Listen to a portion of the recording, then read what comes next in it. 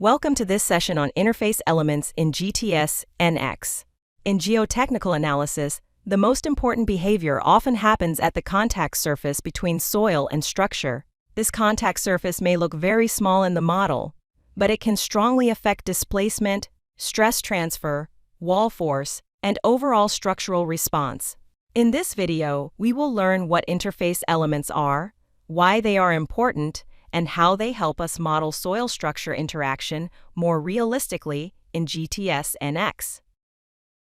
In real construction sites, soil and structures do not always move together perfectly.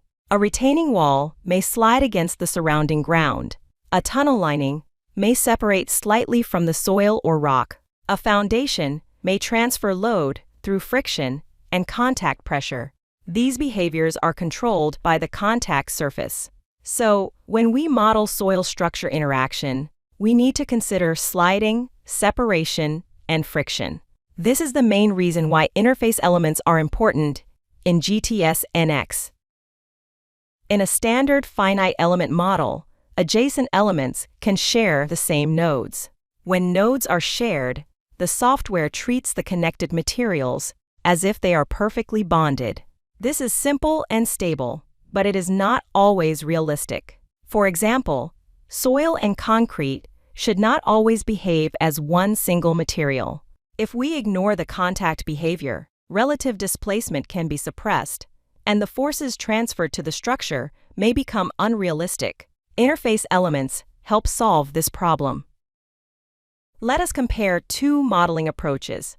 In a standard model with shared nodes, the soil and structure are fully merged. Load transfer is perfect, and separation is physically impossible. This can make the model too rigid.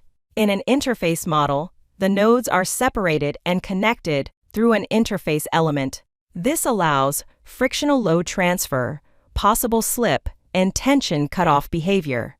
As a result, the output becomes more realistic, especially for displacement, bending moment, and earth pressure distribution. An interface element is not just a visual gap in the model. It is a mechanical bridge between two different materials. It connects the soil and the structure, but it does not force them to move as one body.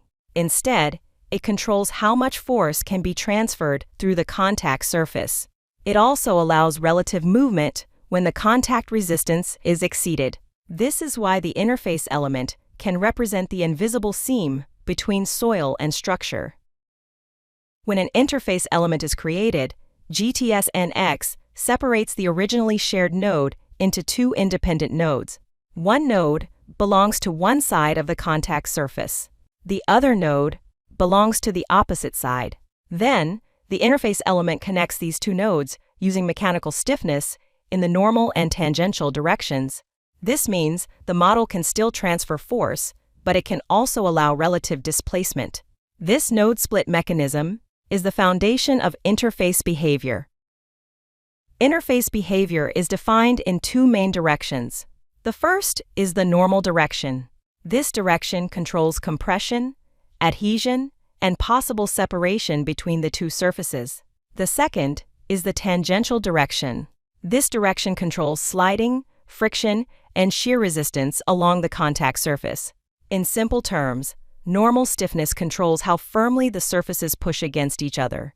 Shear stiffness controls how much resistance is created when one surface tries to slide against the other. To define an interface element, GTS NX uses soil properties and interface modifiers. The basic soil properties include elastic modulus, Poisson's ratio, cohesion, and friction angle. The main modifiers are virtual thickness and strength reduction factor. From these values, GTS NX calculates the normal stiffness, shear stiffness, adjusted cohesion, and adjusted friction angle of the interface. The key point is this: the interface should represent the contact surface, not the full strength of the surrounding soil mass. The strength reduction factor, also called the R factor, is very important. The contact surface between soil and structure is usually weaker than the surrounding soil. For example, the friction between sand and concrete may be lower than the shear strength inside the sand itself. The R factor reduces the soil strength parameters to represent this weaker contact plane. By using a proper R factor, we can avoid overestimating the resistance at the soil structure interface. Interface elements can be used in many geotechnical applications. For retaining walls, they represent the contact between the wall and the surrounding soil. For tunnel linings, they help simulate the interaction between the lining and the ground. For deep foundations, they can represent pile-side friction. They are also useful for rock joints, shallow foundations, and geosynthetics.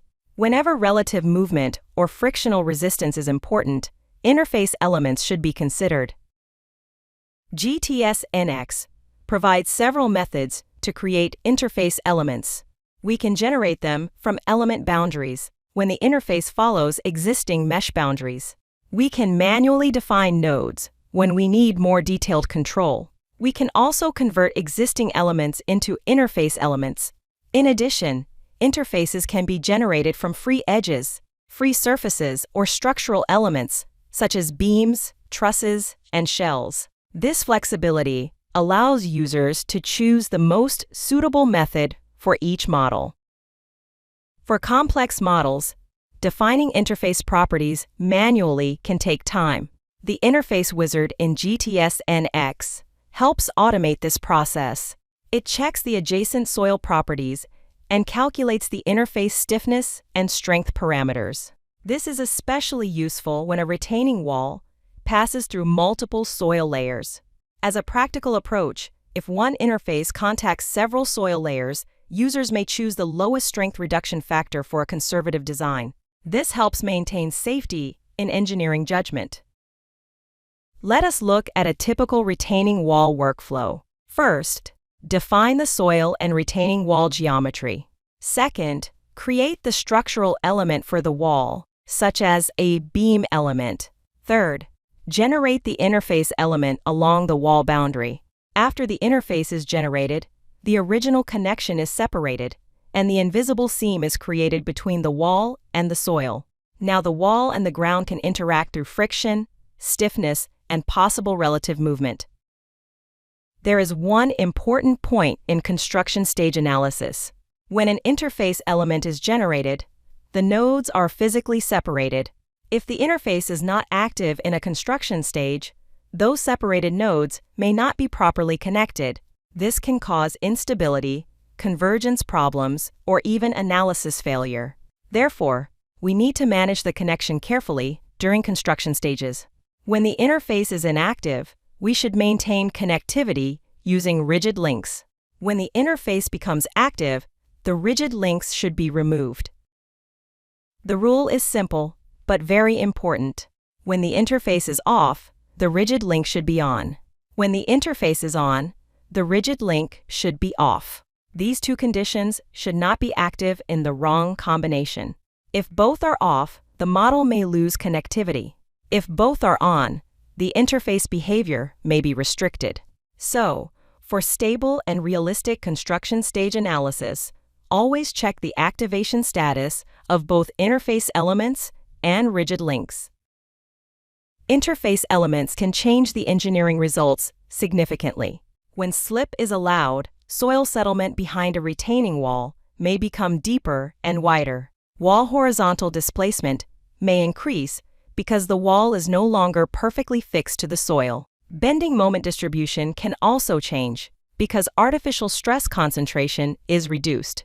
Strut axial forces may be redistributed as earth pressure becomes more realistic. So, interface elements do not just change the model, they can change the engineering interpretation. This slide shows the difference in behavior. Without an interface, the soil and structure are locked together. This can create unrealistic stress concentration near the contact surface. With an interface, relative movement is allowed. The stress transfer becomes more natural, and the contact behavior is relieved by sliding or separation. This is why interface modeling is important when evaluating retaining walls, tunnels, piles, and other soil structure interaction problems. To conclude, an interface element is more than a software command. It is a way to represent real contact behavior between soil and structure. By modeling friction, stiffness, slip, and separation, we can move from an idealized model to a more realistic engineering model. In GTS NX, proper use of interface elements helps improve the reliability of soil structure interaction analysis. When building your model, always ask one question: should these two materials move together perfectly, or should their contact behavior be modeled separately? That question will help you decide when to use an interface element.